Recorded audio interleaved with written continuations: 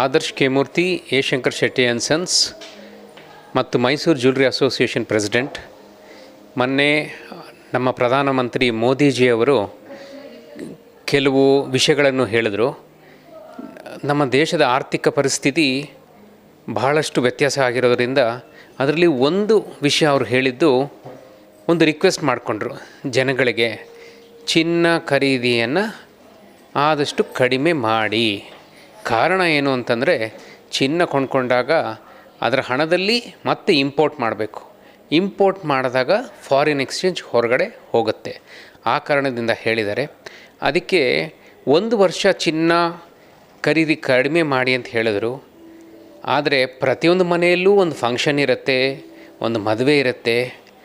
ಅದಕ್ಕೋಸ್ಕರ ಗ್ರಾಹಕರು ಏನು ಮಾಡಬೇಕು ಅಂದರೆ, ಅವ್ರ ಮನೆಯಲ್ಲಿ ಬಹಳಷ್ಟು ಹಳೆಯ ಚಿನ್ನ, ಮುರಿದೋಗಿರೋದು, ಉಪಯೋಗಿಸ್ದಿರೋ ಅಂಥ ಪದಾರ್ಥಗಳಿರುತ್ತೆ. ಆ ಪದಾರ್ಥ ತೊಗೊಂಬಂದು ಬದಲಾವಣೆ ಮಾಡಿ ಹೊಸ ಪದಾರ್ಥ ತಗೊಳ್ಳಿ. ನಿಮ್ಮ ಫಂಕ್ಷನ್ಗಳು, ಮದುವೆಗಳು, ಸಂಭ್ರಮಗಳನ್ನು ಸಂತೋಷವಾಗಿ ಆಚರಿಸ್ಬೋದು. ಆದರೆ ಪ್ರತಿಯೊಂದು ಮಹಿಳೆಗೂ ನಮ್ಮ ಭಾರತದಲ್ಲಿ ಚಿನ್ನ ಬೇಕೇ ಬೇಕು. ಚಿನ್ನ ಇಲ್ಲದೆ ಭಾರತದ ಮಹಿಳೆಯರಿಗೆ ತೃಪ್ತಿ ಆಗೋದಿಲ್ಲ. ಅದಕ್ಕೆ ಚಿನ್ನದ ಅಂಗಡಿಯಲ್ಲಿ ನಾವು ಕಂತಲ್ಲಿ ಕೊಂಡ್ಕೊಳ್ಳೋ ಹಾಗೆ ಒಂದು ವಿಧಾನ ಮಾಡಿರ್ತೀವಿ.